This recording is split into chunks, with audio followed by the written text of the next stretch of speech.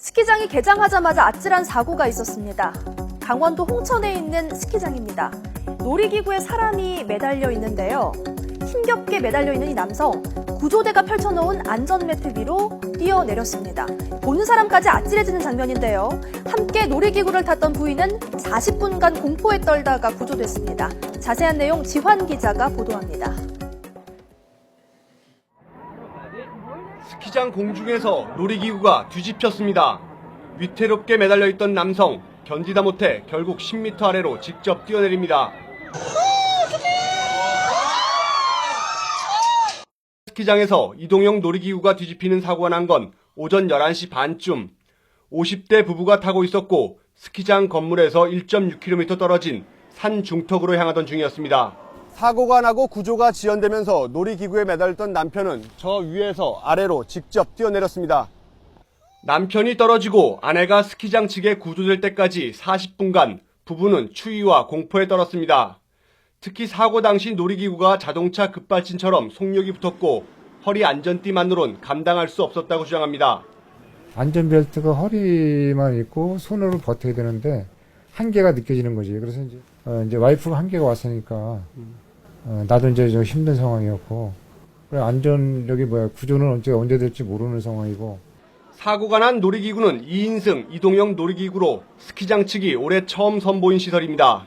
정확히는 이제 저희도 그거는 알아봐야 돼서 지금 현재 아무도 영업을 아예 그냥 중지를 했습니다. 스키장 측은 기계 오작동이나 조작 미숙 혹은 케이블이 꼬이면서 사고가 난 것으로 보고 있습니다. 경찰은 놀이기구 운영자를 대상으로 안전관리 소홀 등 정확한 사고 원인을 조사하고 있습니다. YTN 지환입니다. 네, 얼마나 놀랐을까요? 이 스키장에서 놀이기구가 뒤집혀서 40분 동안 공중에 매달려 있었습니다. 자, 관련 소식 등 사건 사고 오늘 정리해드리겠습니다. 임방글 변호사, 백기종 전 수서경찰서 강력팀장입니다. 안녕하십니까? 네, 안녕하세요. 전 처음 봤어요, 저 놀이기구. 일단 리프트나 케이블카 타고 스키장 올라가는데 갑자기 차처럼 생긴 게 하나 새로 등장을 했나 보는데 많이 놀랐을 것 같아요. 예, 그 스카이 버드카라 그래가지고요. 예. 저게 이제 그 스키장 본 건물하고 지금 로프 그 이동 기간이 예. 1.6km입니다. 어허. 근데 중간쯤에서 10m 높이인데 문제는 저게 돌발 사고가 났을 때 안전 대비가 없었다는 것이죠. 예. 예를 들어서 리프팅 할 때 이 그물망을 밑에 쳐져 있다라든가 아니면은 또 제2의 어떤 안전 조치가 그 마련이 돼야 되는데 여긴 지금 그 버드카가 뒤집히니까 어떻게 됐습니까? 안전바에 의지해서 구조될 때까지 40분간을 그대로 공중에 떠 있었는데 예. 지금 이게 28일 날 지난달 11월 28일 날 첫 운행을 했단 말이죠. 예.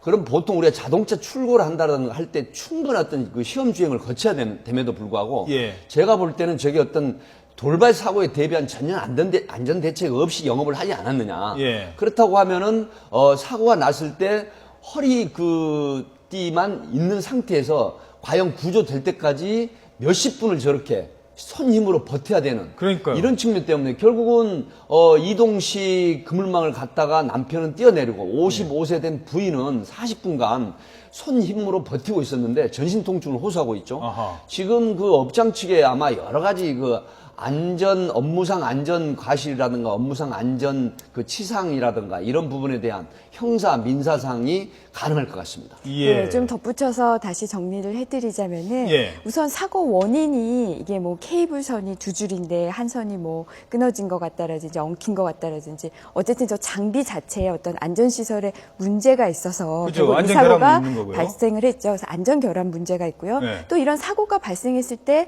피해를 어떻게 최소화할 수 있느냐. 예를 들면 안전띠 같은 게 철저했다면은 저렇게 밑으로 뛰어내리는 일은 없었을 텐데요. 안전지 부분도 좀 부실했다고 보이고요. 또 앞에서 말씀하신 것처럼 밑에 그물망이나 어떤 안전매트 이렇게 출동할 때까지 출동을 기다리지 않을 만큼의 예. 어떤 미리 안전시설이 안 돼 있었다는 점. 또 예. 하나는 사고가 발생한 다음에 40분이 지나서야 구조가 됐어요. 이것도 어떤 그 구조 시스템에 문제가 있다. 이런 걸 모두 다 아마 종합해서 수사를 하면 이게 이 버드카를 운행하는 이 스키장 업체의 어떤 과실이 인정이 된다면 업무상 과실치상 또 민사적으로는 어떤 위자료 부분, 치료비 부분을 그렇죠. 받을 수 있을 것으로 보입니다. 저 장비는, 저 놀이기구는 최첨단인데 이 구조 시스템은 말씀하신 것처럼 완전히 무슨 인디언들도 저거보다 빨리 구조했을 겁니다. 40분이나 걸렸어요. 그냥 뛰어내리려면 뭐하러 뭐 기다리고 그럽니까? 빨리 뭐 구조 장치를 만들어내야 되는 거 아니겠습니까? 그러니까요. 신고가 늦어졌을 부분에 대해서는 어떻게 생각하세요? 보통 스키장에서 바로 119에 신고하면 이거 신고 접수되고 세상에 알려지기 때문에 뭐 그런 부분들. 그걸 지금 앵커께서 지적하신 그 부분도 굉장히 그 우려가 되는 부분입니다. 왜 그러냐면 이 지금 사고가 난 곳에서 신고를 했다고 그러면 아마 인근에서 비록 산간 지역이라고 하더라도 보통 헬기가 뭐 온다라든가 아니면 그 소방 관련 그 구조차가 와가지고 사다리를 40분 씩은 안 올린다라든가 걸리죠. 이런 정도면 40분은 뭐 10분 정도면 충분히 구조할 수 있었는데 앵커께서 아주 예리한 지적을 하신 것처럼 아마 본인들이 자기 회사에서 충분히 구조 가능하다 이렇게 돼서 신고가 안 한 측면이 있다 이렇게 된다고 하면 앞으로 여기에 대한 조사도 진행이 되면서 그 민사상의 책임도 더 커질 것 같습니다. 예, 뭐 그건 아직 제가 뭐 단정적으로 말씀드리는 거 아닌 거예요. 그 부분에 대한 좀 조사도 이루어져야 될 것 같습니다.